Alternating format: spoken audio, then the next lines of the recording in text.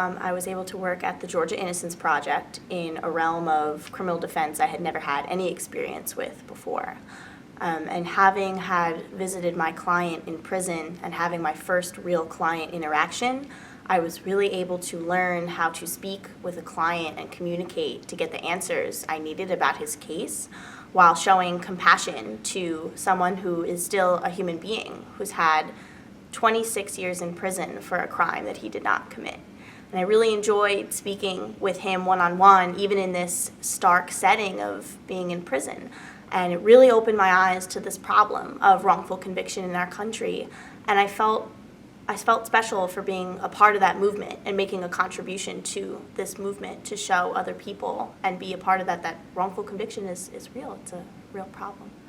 And I feel very fortunate that I had an opportunity to be a part of that movement, at least for the summer at Cook County Public Defender's Office in Chicago, Illinois, and I was working in their Homicide Task Force unit, which we represented individuals charged with murder. And you know, as a law clerk during the summer, I did, of course, the research and the writing aspect, but I think the things that I loved the most was the hands-on experience that I got.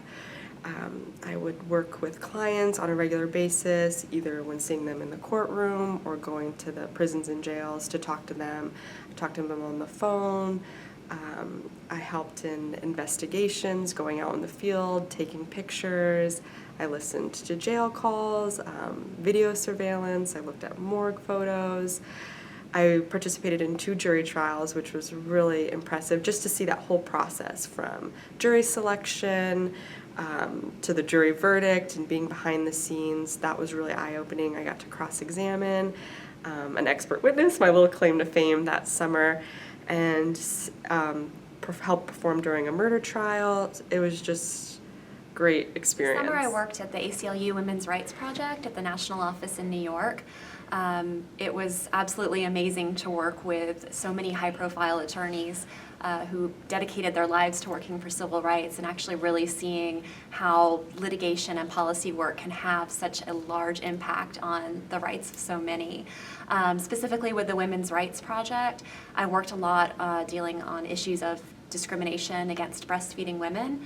One of the big projects that we worked on this summer was a 50 states advocacy campaign for breastfeeding accommodations for women during the bar exam. And this basically started with one woman's story who tried to take the bar exam and was unable to because they denied her accommodations. They didn't give her reasonable break time or a place to store her supplies. And we actually took that story and used it as a blog post, and from that we developed a campaign where we essentially sent letters to the bar examiners in all 50 states asking them to provide these accommodations and to make information available so women knew how to access these accommodations.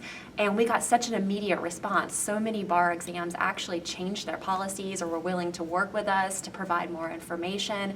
And it was really impactful for me to see such immediate results on such a large scale, just one act that helped so many women. That I think made the most difference for me. I worked at the Kings County District Attorney's Office in Brooklyn, New York. Specifically, I worked in the Domestic Violence Bureau. So while working at the Brooklyn DA's office, I specifically served the community of Brooklyn. And Brooklyn is the largest borough in the entirety of New York City. It's 1/5 of the city, but it's by itself, it would be the 4th largest city in the United States alone. So working there was very interesting. It basically had the most domestic violence cases, and the Domestic Violence Bureau was the biggest bureau in the office. So we had a ton of domestic violence cases, and all of the ADAs that were there were really passionate about what they were doing and really passionate about domestic violence. And so while I was working there, I got to have the opportunity to have my own caseload. I had to interview officers, interview victims, prep cases for trial.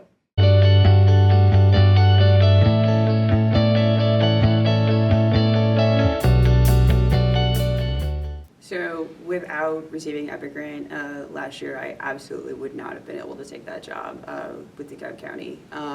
Ultimately, the grant allowed me to work full-time, 40 hours a week, and it allowed me to really focus on the work that I was doing and to become a much more effective intern, essentially, at that job. Otherwise, without the grant, I would have had to get a second job at least to be able to support myself. And it would have made me much less effective in my role, and I would have learned much less than if I had gotten the grant. I think the EPIC grant recipients have a tendency to be people who aren't just interested in public interest for during their law school career, or they're not just interested in it for the purpose of receiving a summer grant. They're interested in it because that's what they're going to either do or keep as a portion of their law school or their law careers for the rest of their lives. To get the EPIC grant, it's not just somebody who happened to get a job for the summer that was unpaid and like semi-related to public interest or is public interesty over the summer. It's somebody who wanted that job. It's somebody who is passionate about doing work in the public interest area. It's not just a summer's worth of One work. of the things that I find so great about the EPIC grant is actually the process of applying itself. So it's not just a blank document that you fill out your name, what year you are, and all of the basic information that everyone can fill out, but there's actually a process where you do a certain amount of community service hours, and you can choose where you want to do the community service hours. So it's things that you find interesting and ways that you want to go out into the community. I got this job in DC with the Department of Justice, and I could not have lived there this summer without the EPIC grant. It's a very expensive city, one of the most expensive in the US, and I accepted the job knowing that I would have to have a grant to live there. I knew that if I didn't get the EPIC grant, I would have to go back to the Department of Justice and tell them that I simply couldn't move to DC this summer and do the job. So I could not have lived in DC and worked my dream job this summer without the EPIC grant. The EPIC grant was instrumental and crucial in my decision to work in public interest instead of especially a paying job. Public interest is an area that's not known for, it's not something that people go in to be millionaires doing. You have to be really passionate about an area that you're working in. And so for me, I was able to let my passion guide my job choice over the summer as opposed to my financial needs. So that was really important, especially in this trying time when you're trying to really focus on what you're going to be doing after graduation. To have the EPIC grant basically support me in my decision was very important to me and very important in my summer, especially being in the city of New York. New York's not a very cheap place to live, so the EPIC grant was very, very important in picking working at the Brooklyn DA's office for an entire summer.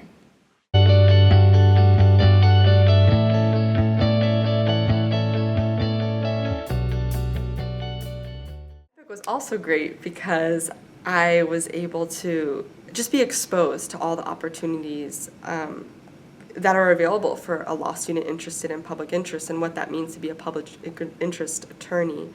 I think before law school, I didn't really know how big public interest was and how powerful it can be. Just by meeting the students and professors and attorneys that are working in the field now, I really know that if any type of law that I want to go into, I can go into and help people, and there will be resources for me and people advocating and supporting me. So I'm just really excited to, after graduation, be that professional network that can help other students, know that it's okay to be interested in public interest and you'll be successful in life and be happy, and help those that you want to help, So it's just been all-encompassing, a really wonderful experience. I am so impressed with the Emory public service community as a whole and the community within Emory Law, that being EPIC, Emory's Public Interest Committee.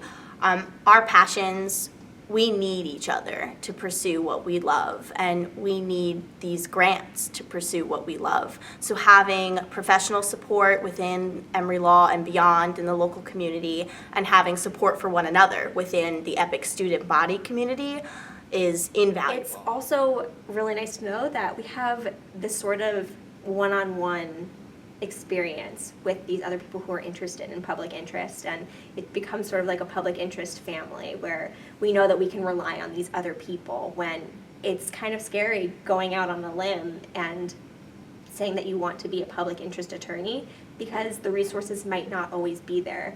So it's nice to have the support system of these other people around you and to know that you're not alone in the So I field. came to law school specifically to work on human and civil rights, and I left behind a previous career doing something completely different because I wanted to see how to affect social change from within the legal system. And there was definitely a lot of uncertainty about whether a legal education was the best way to go about doing that. And I think coming into law school and kind of going through some of the traditional curriculum and hearing the opinions of my colleagues about what it would mean to become a lawyer, I definitely needed some validation that I was on the right track.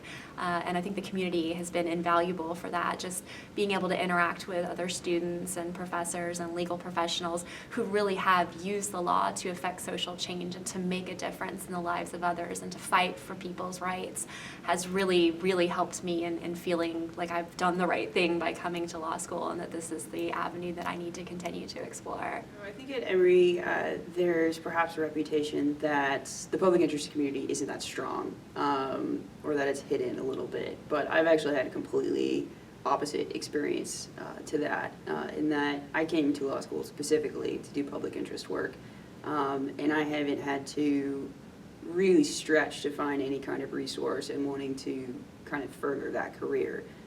Any opportunity I've looked for, any experience I've wanted to do is available, and if it's not available, I can find somebody who can help me get it. And on the same note, any specific interest or whatnot, I've been able to find somebody at school who shares that specific interest, no matter how kind of random it might be. So the public interest community at Emory is actually quite strong, and I'm excited to see where it's gonna go.